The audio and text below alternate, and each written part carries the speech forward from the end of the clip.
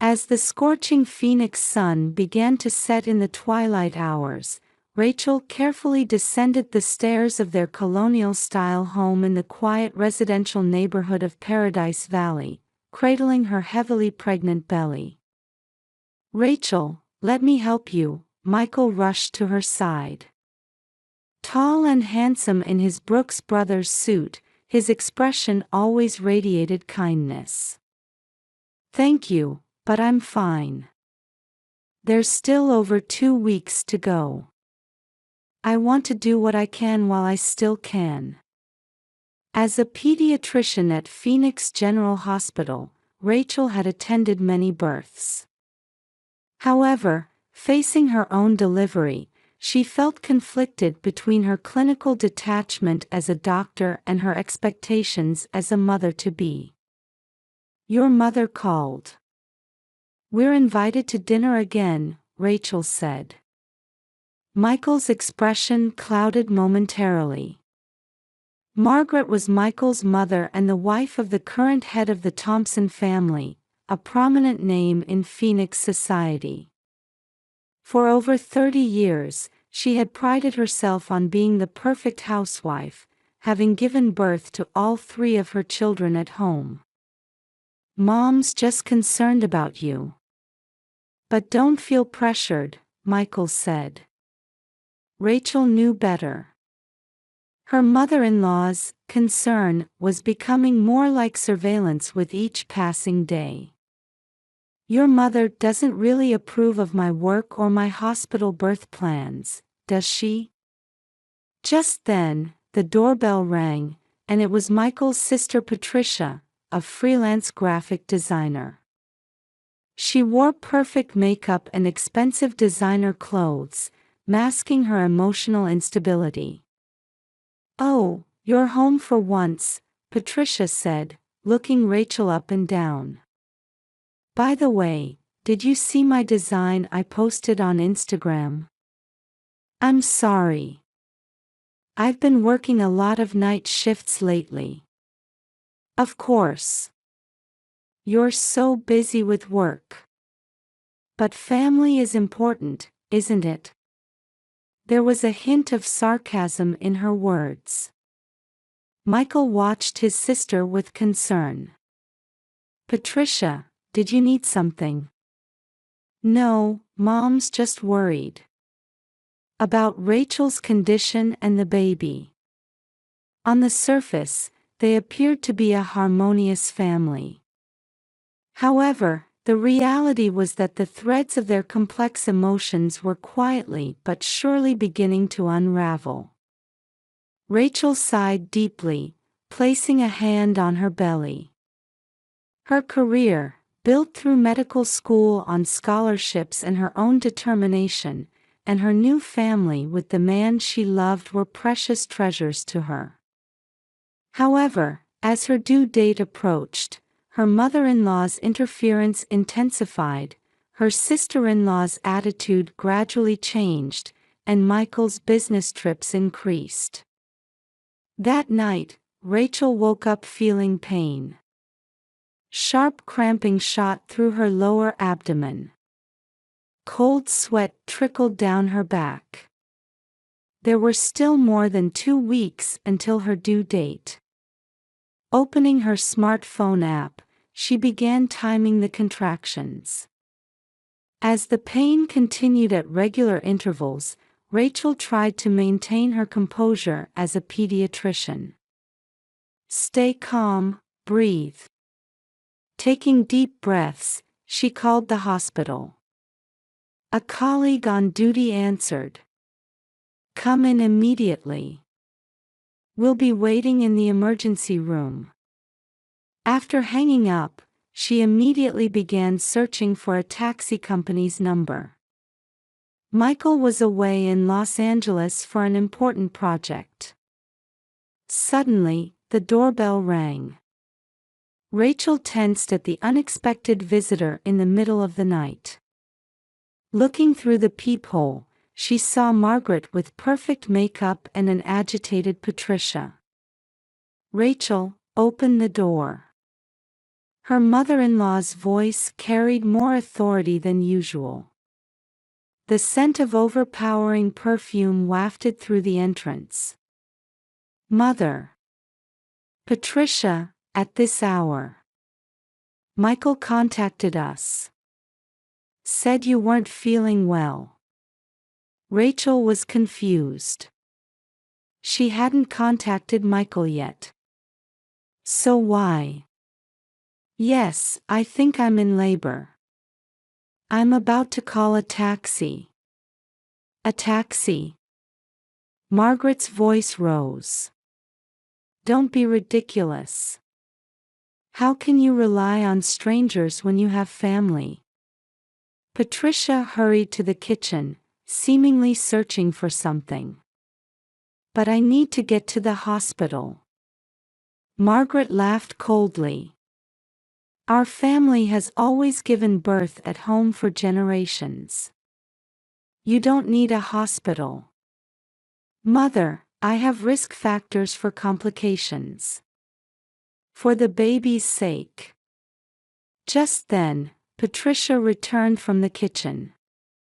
She was clutching car keys in her hand.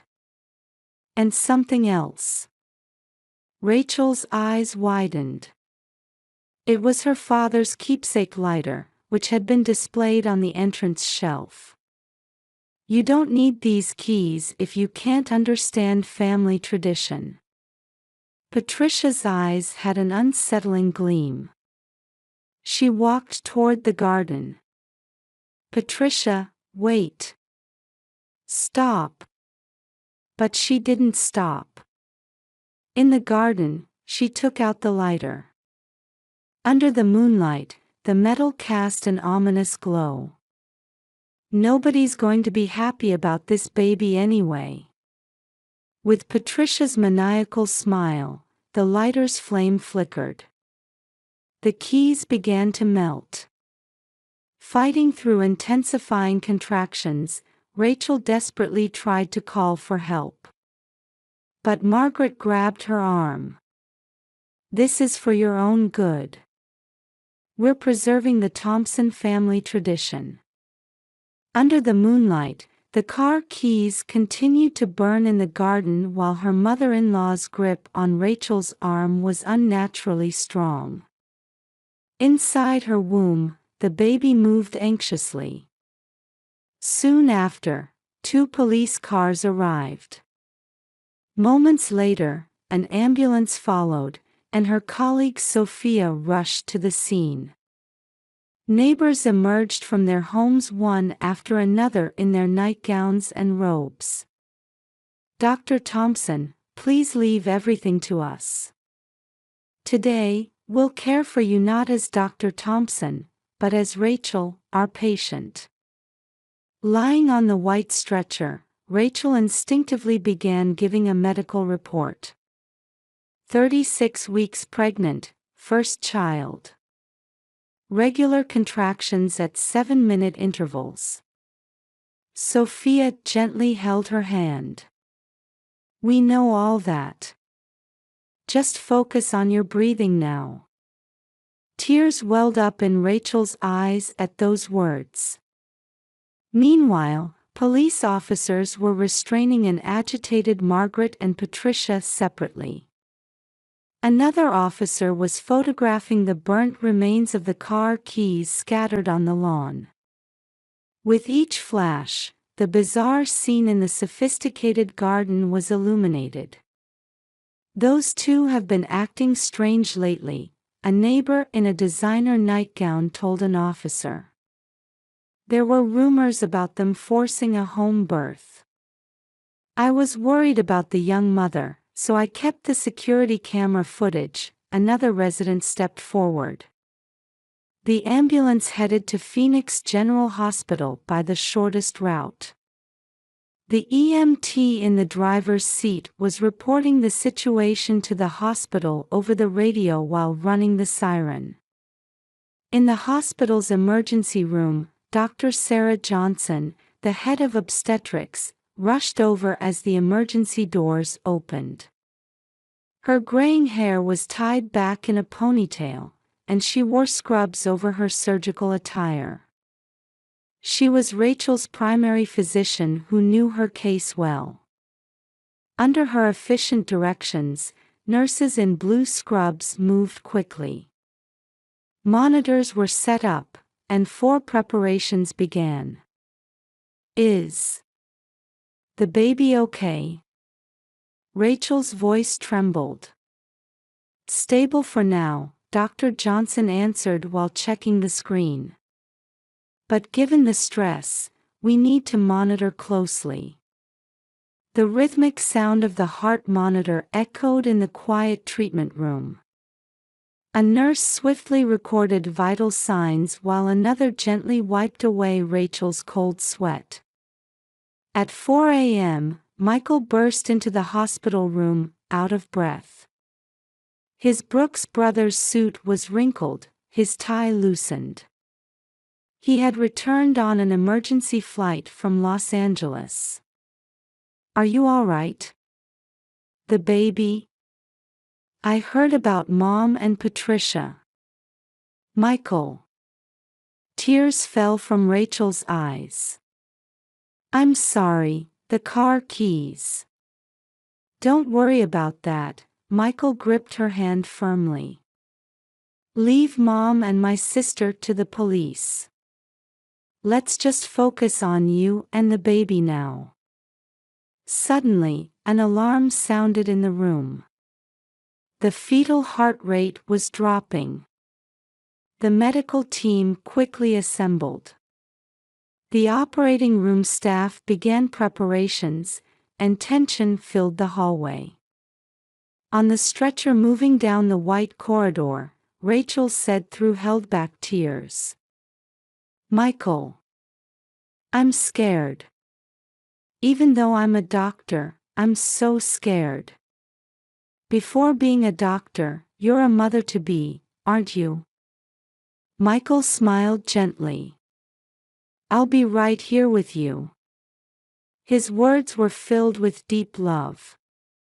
The next morning, soft daylight streamed into the private room in Phoenix General Hospital's maternity ward. By the window, Rachel held her newborn child. 2 hours after the emergency C-section, the tiny life was breathing peacefully on his mother's chest. A 6-pound boy. His slightly puffy eyes definitely resembled Michael's. "You did great," Michael gently stroked Rachel's damp bangs. His presence in the operating room had been such a comfort. Just then, the hospital room door opened quietly. 2 police officers entered, followed by Margaret and Patricia. Their makeup was smeared, and their eyes were swollen from crying. Both had lost their earlier madness and now wore exhausted expressions. "Visiting time is 5 minutes," the police officer quietly announced. Margaret stepped forward. Her gait was completely different from her usual dignified manner. "Rachel, about last night. I'm truly sorry." Her voice was thin and trembling. Her expensive tweed suit now seemed oddly out of place. Patricia broke into sobs. "What have I done?" Silence enveloped the room. Only the regular beeping of monitors marked the passage of time. "Why?" Rachel's voice was tired but firm. "Why did you do this?" Margaret heaved a deep sigh. Something long harbored showed in her eyes. "We just wanted to protect the Thompson family's honor."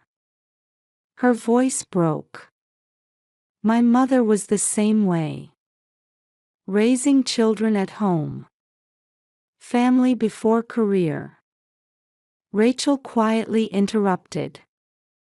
"I value family too. But that doesn't mean denying someone else."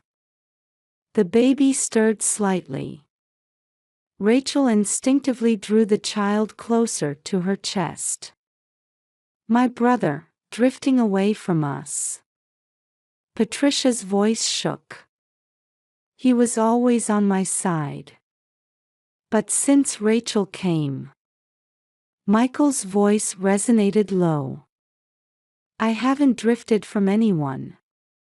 I just created a new family. What's tradition?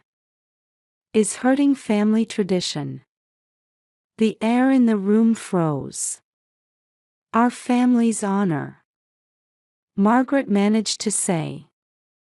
Michael's voice grew stern. Last night, you put a pregnant doctor in danger. Is that honor?